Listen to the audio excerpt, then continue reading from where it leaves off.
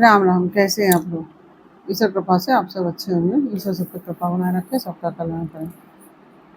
मैं आपको बता रही सीता नवमी के बारे में। सीता माता कौन है और माता सीता सबका कल्याण करने वाली है, यह सबकी जानकारी मैं आपको देने जा रही हूँ।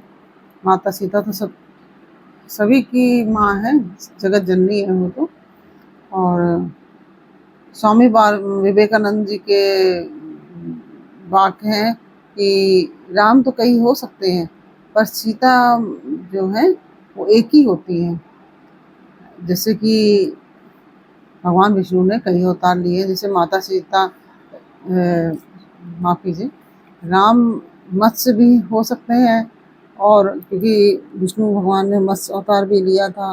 और कच्छप भी हो सकते हैं, नरसिंह भी हो सकते हैं, वामन भी हो सकते हैं, परशुराम भी हो सकते हैं, और कृष्ण बुद्ध कल की भी हो सकते हैं भगवान राम। लेकिन सीता एक ही है, माता सीता एक ही है। और वाल्मीकि जी ने बहुत स्पष्ट कहा है कि सीताया चरितम महत्, अर्थात मेरी राम कथा में किसी का चरित्र महत्वपूर्ण है तो वह सीता का ही है। अगर किसी का चरित्र महत्वपूर्ण है तो वो केवल माता सीता का ही है। उधर तुलसीदास जी ने भी सबसे पहले सीता शब्द का प्रयोग मंगलाचरण में किया है। और वहाँ पे माता सीता और राम दोनों की कथा है।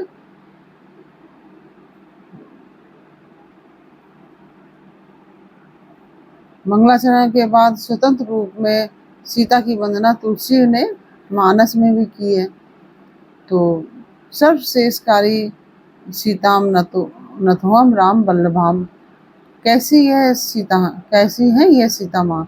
संसार को प्रकट करने वाली हैं, पैदा करने वाली हैं, फिर पालन करने वाली हैं। पहले उन्होंने संसार को प्रकट किया, फिर पैदा किया सबको, सभी जीवों को, और फिर उन्होंने उस सबका पालन किया। पालन करते करते जो अनावश्यक वस्तु जुड़ जाती है उसका संहार भी करने वाली माता सीता ही है।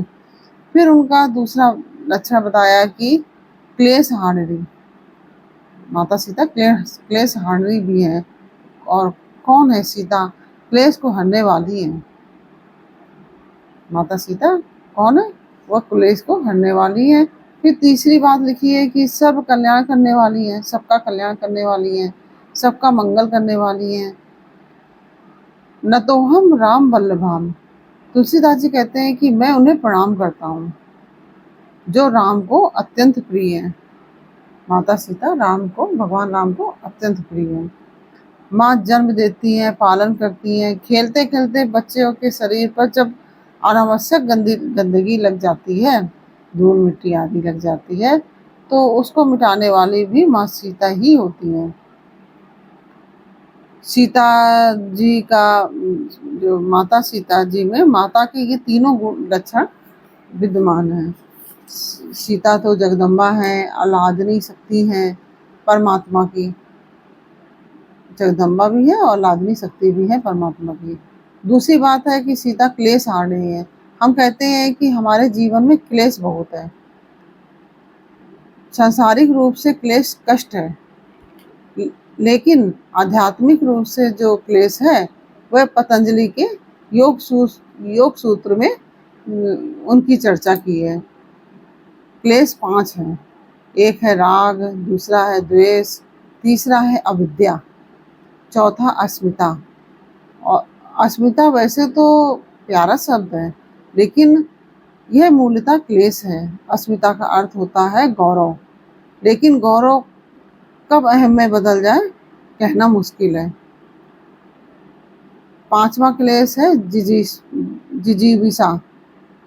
माँ सीता का स्मरण स्वाभाविक क्लेश को मिटाने वाला है, सभी क्लेशों को मिटा देता है माता सीता का स्मरण। मानस में जो प्रधान पात्र है उनका श्रेय प्रत्यक्ष या परोक्ष सीता ने ही किया है।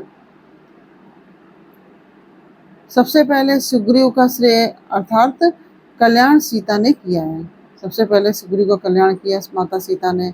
सुग्रीव को देखकर रावण द्वारा अपहृत जानकी ने अपने वस्त्र अलंकार सुग्रीव पर फेंक दिए। जब रावण सीता जी का अपहरण करके ले जा रहा था तो माता सीता ने, किष्किंधा पर्वत था ना जो जिसमें सुग्रीव जी रहते थे, तो वहाँ पे उन्होंने अपने जो चिन्ह फेंके थे, जो अपने आभूषण इत्यादि हैं उन्होंने वहीं पर फेंके थे। तो इससे उन्होंने सुग्रीव का कल्याण किया और यह उनके श्रेय का श्री गणेश है। और रावण का श्रेय भी जानकी के द्वारा ही हुआ है। अंगद का श्रेय माता जानकी ने किया। हनुमान जी पर तो माँ की कृपा बरस ही पड़ी है। और सबसे बड़ा हनुमान जी का श्रेय यह किया कि तुम पर राम बहुत प्रेम करेंगे। माता सीता ने कहा था कि तुम पर राम बहुत प्रेम करेंगे। सर्व का श्रेय करने वाली सीता जी हैं। औरों का श्रेय तो किया ही, राम जी का श्रेय सीता ने किया। औरों का श्रेय तो किया ही है माता सीता ने, राम जी का भी श्रेय सीता जी ने ही किया है। और सीता माता ने सती ने सीता जी का जो वेश धारण किया था माता सीता का, तो वे आध्यात्मिक लाभ हो गया। खोखली बौद्धिकता समाप्त हो गई उनकी और श्रद्धा प्रकट हो गई। शरणागत श्रद्धा का जन्म हुआ तो यह श्रेय हुआ, क्योंकि सीता जी का वो राम जी को परखने गई थी कि सीता का रूप धारण करके, तो जब भगवान राम ने उनको माता कह के पुकारा तो उनका जो उन्होंने सोचा था कि मैं परीक्षा लूंगी, राम हार जाएंगे, लेकिन ऐसा नहीं हुआ था। ये कथा भी किसी और चीज कहीं दूसरे वीडियो में चर्चा करेंगे, काफ़ी लंबा हो जाएगा वीडियो। तो इस तरह से उन्होंने जो शरणागत श्रद्धा का जन्म हुआ तो सती पर श्रेय हुआ। तो सबसे पहले सुग्रीव का श्रेय सीता जी ने किया।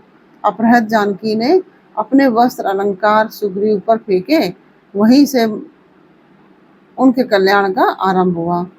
सीता कहती है, मैंने पार्वती से प्रार्थना की तो उन्होंने मुझे केवल एक फूल की माला दी।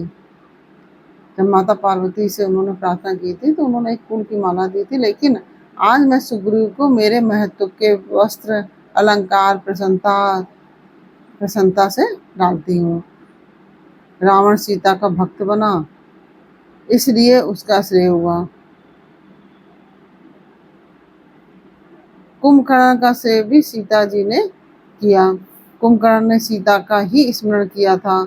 स्मरण मात्र से ही सीता जी ने ऐसे कुंभकर्ण का श्रेय किया कि पता ही न लगे।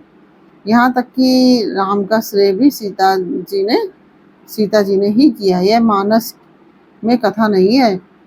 रावण नहीं मरता तब श्री राम दुर्गा पूजा करते हैं। परम शक्ति ने ही भगवान श्री राम को जिताया। जब उन्होंने माता की शक्ति की पूजा की तब उन्होंने ही भगवान राम को जिताया। यह शक्ति जो है सीता ही तो है, और कौन है? वही तो सब शक्ति है। सर्व का श्रेय करने वाली सीता जी से तुलसी मंगलाचरण में कहते हैं, माँ तुम्हें प्रणाम करता हूँ, नमन करता हूँ। इस प्रकार से तुलसीदास जी बोलते हैं। तो सीता माता जगत जननी है, सबका कल्याण करने वाली है, और वही जगदम्बा सीता जी हैं। तो उन्होंने हर तरह से सबका कल्याण किया है।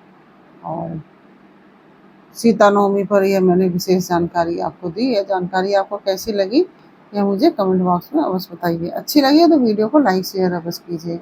और यह मुरारी बापू के अनुसार, जो कथावाचक मुरारी बापू हैं, उनके अनुसार मैंने आपको यह सब जानकारी दी। तो अब आपको ये जानकारी कैसी लगी ये मुझे कमेंट बॉक्स में अवश्य बताइए। अच्छी लगी है तो वीडियो को लाइक शेयर अवश्य कीजिए और कमेंट में जय श्री राम अवश्य लिखिए। फिर मिलते हैं आपसे अगले वीडियो में एक नई जानकारी, एक नई कहानी के साथ। तब तक के लिए राम राम, जय श्री राम।